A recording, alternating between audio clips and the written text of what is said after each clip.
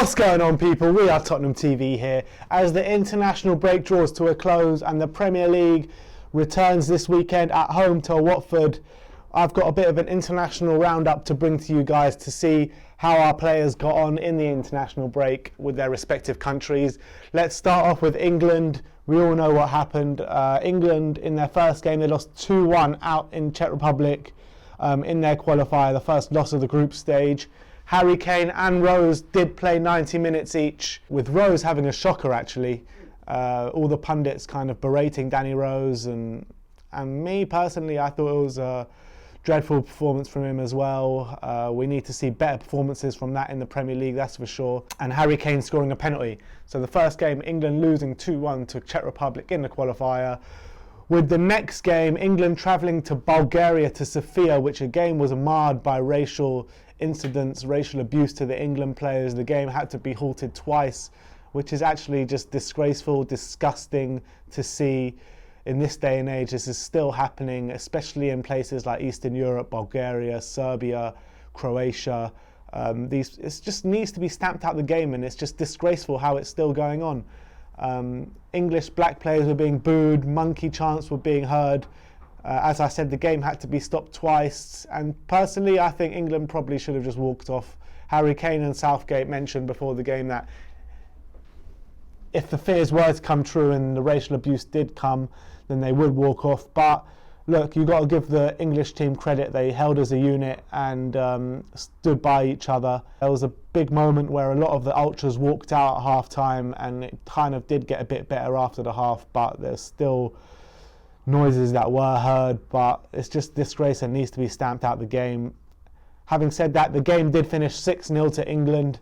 Harry Kane scoring 1 goal and making 3 assists. I thought Harry Kane played really well. He missed a few gilt-edged chances in the game and kind of smiled and laughed when he scored the goal in the end, because he knew he'd missed a couple of chances.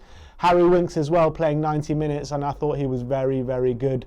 Harry Winks just putting in a very Harry Winks performance, passing, moving, making the game tick. And yeah, Harry Winks, very good performance from him. Moving on to the Welsh team.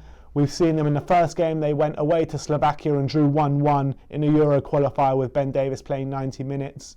And in their second game, they played Croatia, again 1-1, which is a very good result for Wales, and Davies playing 90 minutes and grabbing assist for Gareth Bale as well. So 1-1 against Croatia. Now moving on to the Belgian team.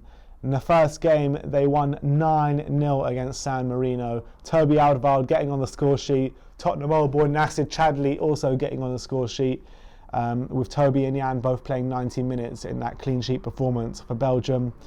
And in the next game for Belgium, they went away to Kazakhstan and won 2-0, with Toby and Jan playing 90 minutes for them again.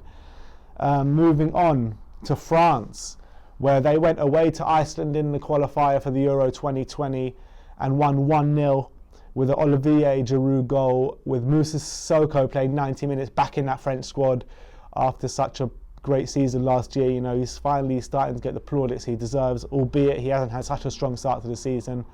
In the next game, France drew 1-1 with Turkey, in a poor result for the world champions, with Sissoko playing 90 minutes again. So that's two lots of 90 minutes played for Moussa Sissoko for France, which is an interesting one.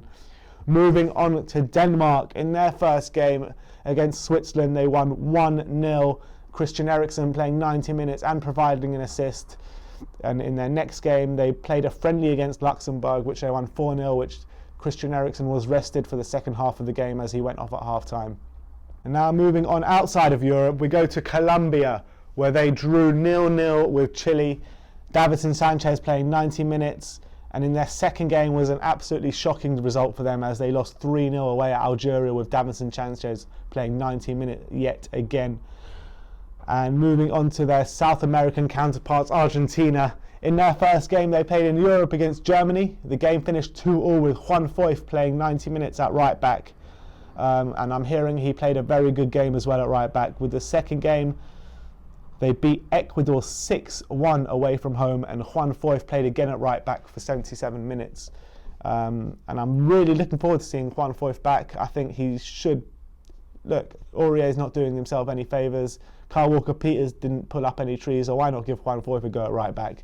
he's starting there for Argentina, so what bad can it be at the end of the day? Moving on to Kenya, as Victor Wanyama played 90 minutes against a 1-0 loss against Mozambique.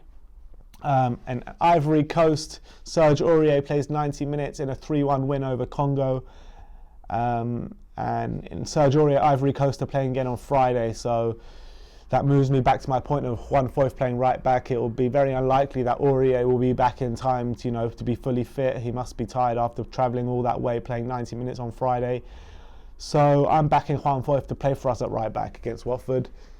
And last but not least, we go to South Korea. Our boy Heung-min Son played 62 minutes in an 8-0 win over Sri Lanka, scoring 2 goals and getting 1 assist in the first half. And in his second game was a very interesting and historical game, as North Korea played South Korea in Pyongyang, and Sonny played 90 minutes, but the game finished 0-0, so there was nothing to talk about there. But yeah, there you have it. The Tottenham boys are on their way back from international duty. We need to kickstart our season now. We really need to pull together as a team, and just every player needs to be singing from the same hymn sheet, and if they're not, they don't deserve to be playing. So that's my piece on it. That's our international roundup. Like, subscribe and comment how you think the players got on international duty. And as always, come on you Spurs.